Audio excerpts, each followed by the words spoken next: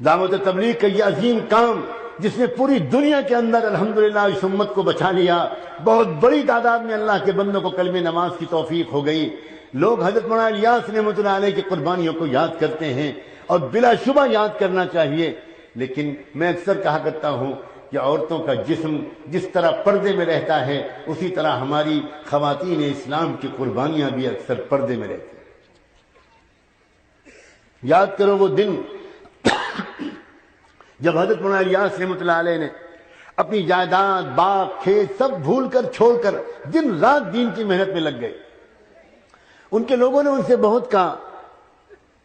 کہ آپ کے پاس بڑی جائیداد ہے، باغات ہیں، لوگوں نے قبضہ کر لیا ہے، تھوڑی توجہ کر دیجئے۔ فرمایا کرتے تھے کہ میں ایک منٹ بھی ان چیزوں کو میں ضائع کرنے کی اپنے اندر ہمت نہیں پاتا۔ اللہ مالک ہے، میں تو اب بس دین کے کام کروں گا، اللہ کرے گا میرے ساتھ جو معاملہ کرے گا، اللہ میری کمزوری کو جانتا ہے۔ پھر آنے لگے امتحان، پھر وہ وقت آیا کہ رمضان مبارک کے دن تھے، بنگلے والی مسجد میں مہمان تھے، دسترخوان سحری کے وقت میں بچھایا گیا، لیکن دسترخوان پر جانتے ہو کیا رکھا گیا؟ کھانے پینے کے لیے کوئی چیز نہیں تھی۔ وہیں پر ایک پیڑ لگا ہوا تھا جس میں گولر کا پھل نکلتا تھا،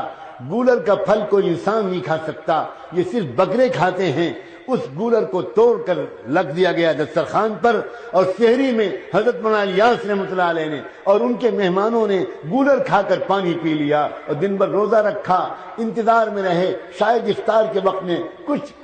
کھانے کو مل جائے، ایک پیالی چائے ہی مل جائے، کچھ تو ملے گا، مگر پھر دسترخوان افطار میں بچھا اور پھر گولر اور پانی کے سوا کچھ نہیں تھا۔ جب ایسے دن گزرنے لگے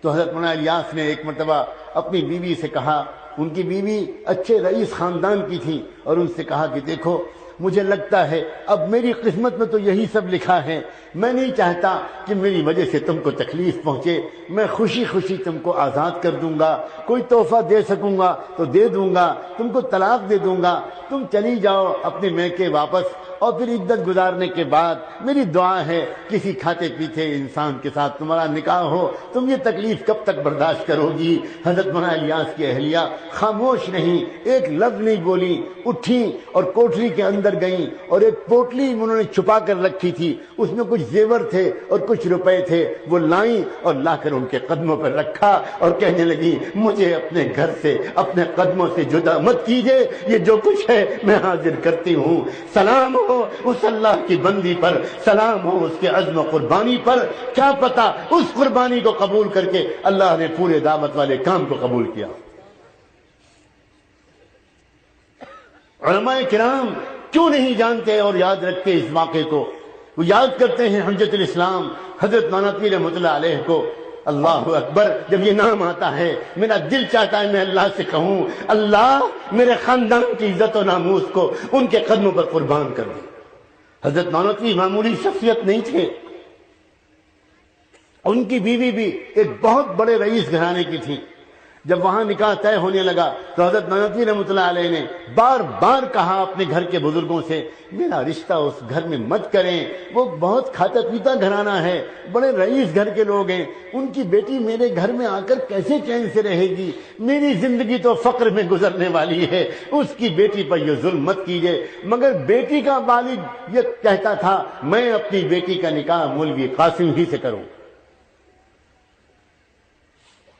نواب تھے وہ اپنے وقت کے، اور جانتے ہو پھر کیا ہوا؟ عورتوں سے کہہ رہا ہوں خاص طور پر یہ باتیں،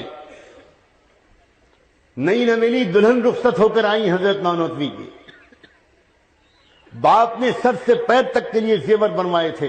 لاکھوں روپے کے زیور، 1 لاکھ سے زیادہ روپے کے، اس وقت کے 1 لاکھ زیور، پورا بدن زیوروں سے ڈھکا ہوا تھا، بہت بڑے مالدار تھے وہ، اور انہوں نے اپنی بیٹی اور حضرت نانوتوی کی عزت کرتے ہوئے اتنے زیور کے ساتھ بیوی کو رخصت کیا۔ سہاگ رات ہے، پہلی رات ہے، نئی نویلی دلہن کو لے کر بیٹھے ہیں، حضرت نانوتوی اندر داخل ہوئے ایک نوجوان، اور جا کر سلام دعا ہوتی ہے، محبت کا تبادلہ ہوتا ہے، اور بدن کو زیور دیکھتے ہیں تو پہلے ایک بات کرتے ہیں کہ دیکھو